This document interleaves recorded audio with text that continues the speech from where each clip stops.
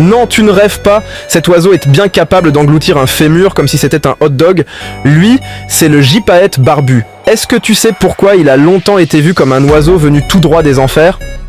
La légende raconte qu'en France, les gens croyaient que cet oiseau capturait des enfants. Bon, déjà, l'une des anecdotes les plus connues avec ce magnifique oiseau, c'est qu'un gypaète aurait tué le poète grec Échille en lui laissant tomber une tortue sur la tête. En fait, le gypaète, c'est un oiseau mi-aigle, mi-vautour, super particulier, qui se nourrit quasiment uniquement d'os et de ligaments. Sauf que lorsqu'un os est trop gros pour qu'il l'avale entièrement, le gypaète s'envole à une centaine de mètres de hauteur et le lâche pour le fracasser sur des pierres.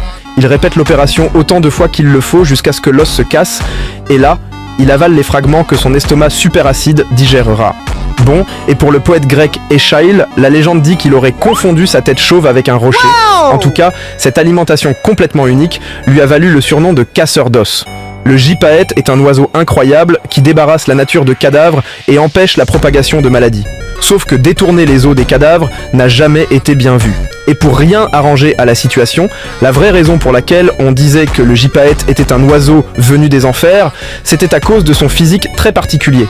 Le gypaète est juste immense et peut atteindre près de 3 mètres d'envergure.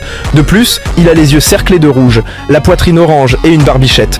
Autant dire qu'il n'en fallait pas plus pour qu'on l'appelle l'oiseau de Satan et qu'on lui colle toutes les légendes possibles.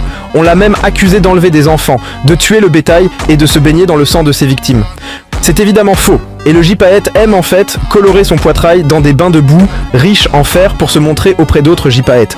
Mais cet oiseau a quand même été classé comme espèce nuisible en France au 19e siècle et a été exterminé. On l'empoisonnait, on le chassait, tous les moyens étaient bons et il a failli disparaître. L'État donnait même des primes pour chaque gypaète tué. Aujourd'hui, le gypaète est une espèce protégée et son rôle écologique est reconnu. Il reste aujourd'hui le rapace le plus rare d'Europe et on peut le trouver en France dans des régions montagneuses comme les Alpes, les Pyrénées ou la Corse. Et comme d'hab, si la nature t'intéresse, n'hésite pas à t'abonner.